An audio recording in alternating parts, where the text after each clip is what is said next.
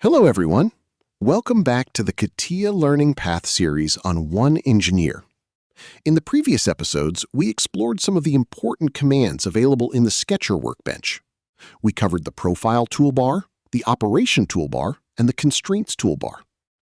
However, mastering the Sketcher Workbench requires more than just learning these main commands. Several additional toolbars help us create sketches more accurately and work more efficiently. In today's episode, we will focus on two of these important toolbars. The first one is the Sketch Tools toolbar. The second one is the User Selection Filter toolbar. After a short introduction, we will move directly into CATIA and understand these commands practically. Apart from the Profile, Operation, and Constraints toolbars, the Sketcher Workbench contains several other useful toolbars. These may include the Sketch Tools toolbar, User Selection Filter toolbar, View toolbar, Visualization toolbar, and Tools toolbar. Depending on your CATIA configuration, you may also see toolbars related to measurement, formulas, and file management. All these toolbars work together to provide better control over the Sketcher Workbench.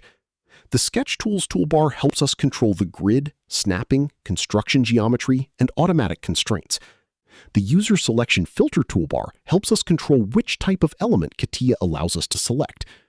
These tools may appear simple, but they become very useful while working with detailed or complicated sketches.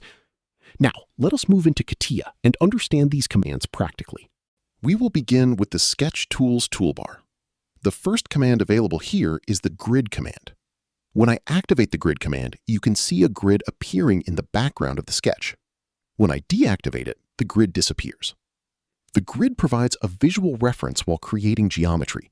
It can help us understand the approximate position, spacing, and alignment of sketch elements. However, the grid itself does not fully constrain the geometry. For an accurate engineering sketch, we should always apply proper geometrical and dimensional constraints. The next command is Snap to Point. When Snap to Point is activated, the cursor snaps to the available grid points. This means that while creating geometry, the selected points will be positioned according to the grid spacing. For example, if I create a line, rectangle, or circle, the selected locations will snap to the nearest grid points. This can be useful when we want to create quick geometry with regular spacing. Let me activate the command and create a simple line. You can see that the starting point and end point are being selected from the grid locations. Now I will deactivate Snap to Point. After deactivating it, I can position the geometry freely without being restricted to the grid points. Even when Snap to Point is used, we should apply proper dimensions and constraints for an accurate final sketch. The next command is one of the most important commands in the Sketcher Workbench. It is called Construction or Standard Element. While creating a sketch, we sometimes require additional geometry only for reference. For example, we may require a center line, reference circle, symmetry line, or supporting geometry to position the final profile. This reference geometry is helpful for creating and constraining the sketch. However, it should not become part of the final closed profile. In such cases, we convert the geometry into a construction element. Construction geometry is generally displayed using dashed lines. Let me create a line here. Currently, this is a standard element. Now I will select the line and activate the Construction or Standard Element command. You can see that the line has changed into a construction element.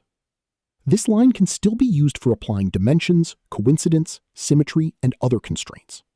However, it will not be considered part of the final profile while creating a pad, pocket, or another three-dimensional feature.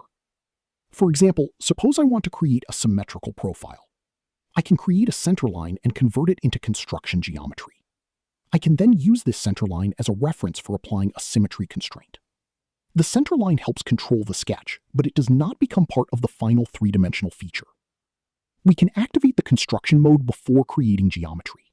We can also create geometry normally and convert it into construction geometry later. Similarly, a construction element can be converted back into a standard element. Using construction elements correctly makes the sketch cleaner and easier to understand. The next option is Geometrical Constraints. When this option is active, CATIA automatically detects and creates suitable geometrical constraints while we create geometry. These constraints may include horizontal, vertical, coincidence, tangent, perpendicular, or parallel constraints. Let me activate this option and create a line. When I create the line almost horizontally, CATIA automatically identifies it as a horizontal line. You can see the horizontal constraint appearing near the geometry. Similarly, if I connect the endpoint of one line with another point, CATIA may automatically apply a coincidence constraint. This feature can make sketch creation faster. However, we should always review the automatically generated constraints. This completes the basic functions available in the Sketch Tools toolbar. Now let us move to the User Selection Filter toolbar. While working on a simple sketch, selecting geometry is normally easy. However, in a complicated sketch or a large three-dimensional model, several elements may be located very close to each other. In such situations, selecting the required element can become difficult. The User Selection Filter toolbar helps us control which type of element CATIA allows us to select. Depending on the active workbench and CATIA configuration, we may see filters for points, curves, surfaces, volumes, feature elements, and geometrical elements.